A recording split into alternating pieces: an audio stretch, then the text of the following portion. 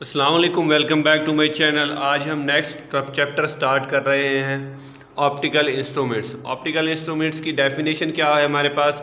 Optics basically light से निकला है। लाइट्स के बारे में डिस्कस करेंगे। लाइट की रोशनी की रिफ्रैक्शन कैसे होती है हमारे पास ग्लासेस से थ्रू लेंसेज कैसे होती है।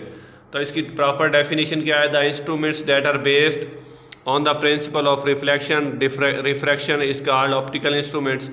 जैसे कि हमारे पास एग्जांपल्स हैं magnifying glass, compound microscope, telescope, spectroscope, optical fibres वगैरह।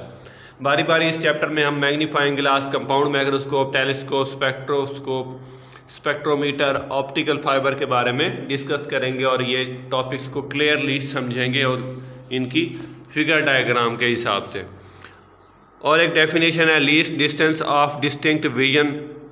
Least distance of distinct vision क्या है। The minimum distance from the eye at which object appears to be distinct, यानी जो कम से कम डिस्टेंस है हमारी आंख से किसी ऑब्जेक्ट का जहां पर ये सही सही देख सकती है, क्लियर देख सकती है, वो हमारे पास क्या होती है डिस्टिंक्ट विजन ऑफ, या डिस्टिंक्ट विजन या नियर पॉइंट होता है। इसे डी से जाहिर करते हैं, यानी कि आंख का फासला किसी भी ऑब्जेक्ट को जहाँ से आंख उसको देखती है।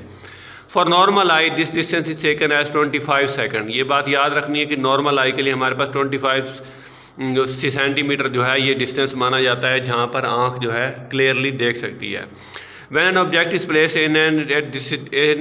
at this distance, then we can see the fine detail of the object. If object is held closer than this distance, then the image formed in eye will be blurred or फुजी, यानी कि हमारे पास वो blur image बनेगा अगर बिल्कुल आंख के नज़दीक हम बॉडी को लेकर जाएंगे और देखेंगे। The distance however change with age, और एज के साथ जो हमारे पास यानी कि नज़र जो है वो तब्दील होती रहती है।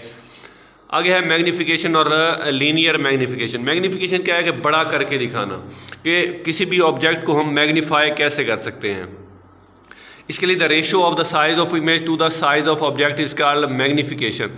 Ratio of size of image की जितना साइज बन रहा है इमेज का यानी रोशनी का या जो तस्वीर हम देख रहे हैं, और ऑफ द ऑब्जेक्ट, और जो साइज होता है यानी मैथमेटिकली हम देख सकते हैं distance of the image of the lens from the image from the lens and distance of the object from the lens. तो इमेज के लिए हम Q इस्तेमाल करते हैं, Q डिनोट करते हैं, और P जो है object distance of object from lens, P यानी कि डिस्टेंस का जो फासला होता है जिस्म का फासला P से डिनोट करते हैं।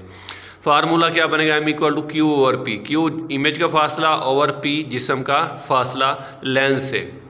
आगे है मैग्नीफाइंग पावर। मैग्नीफाइंग पावर और एंगुलर मैग्नीफिकेशन। मैग्नीफाइंग पावर किसी भी आले की, किसी भी इंस्ट्रूमेंट की मैग्नीफाइंग जो पावर है वो क्या होगी।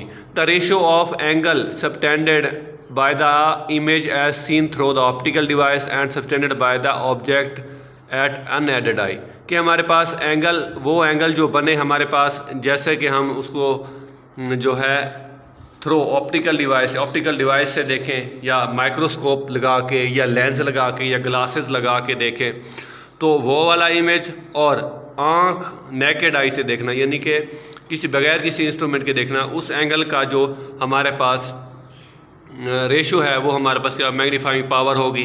लेट्स सपोज फिगर ए में देखें, आंख जो है ऑब्जेक्ट यहाँ पर O पॉइंट पर पड़ा है तो उसको देख रही है, अल्फ़ा बन रहा है, इमेज अल्फ़ा, थीटा अल्फ़ा। और फिगर 2 में आंख जो है लेंस को इस्तेमाल कर रही है और हमारे पास इमेज बड़ा करके दिखा रही है, तो अल्फ़ा यानी थीटा आई एंगल बन रहा है हमारे पास।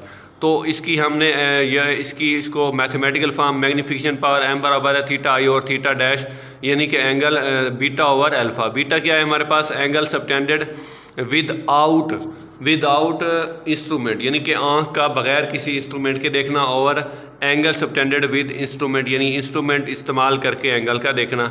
जैसे कि हमारे पास एक कन्वेक्स लेंस रखा गया है, कन्वेक्स लेंस से हमारे पास इमेज जिस्म ये पड़ा है, इमेज यहाँ पर बन रही है, तो लेंस से जिस्म का फासला P होता है और इमेज का फासला लेंस से Q होता है। ये हमारे पास कुछ डेफिनेशन थी। उसके बाद रिजॉल्विंग पावर क्या होती है, the ability of an instrument to reveal the minor detail of object under examination, कि हमारे पास रिजॉल्व पावर, रिजॉल्व मतलब हल करना, कि कोई भी इंस्ट्रूमेंट जो है वो कितनी रिजॉल्विंग पावर है, कितनी उसके पास कैपेसिटी है कि वो उसको बड़ा करके दिखा सकती है, माइनर डिटेल दे सकती है उसके बारे में, वो हमारे पास क्या होगा, रिजॉल्विंग पावर होगा। उसको अल्फ़ा मिनिमम से डिनोट करते हैं, और alpha minimum equal to mathematically हमने इसको प्रूव किया हुआ है 1.22 lambda over D.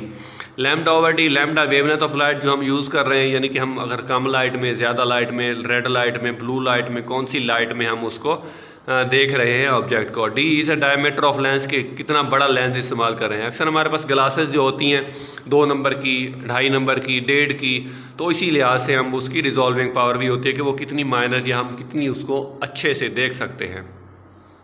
In case of grating, grating के हिसाब से ग्रेटिंग क्या था हमारे पास, distance between the lenses and the refraction, यहाँ से बॉडी को देखना है। तो लैम्डा और डेल्टा लैम्डा, डेल्टा लैम्डा क्या है हमारे पास, चेंज इन लैम्डा की वेवलेंथ जो चेंज होती है।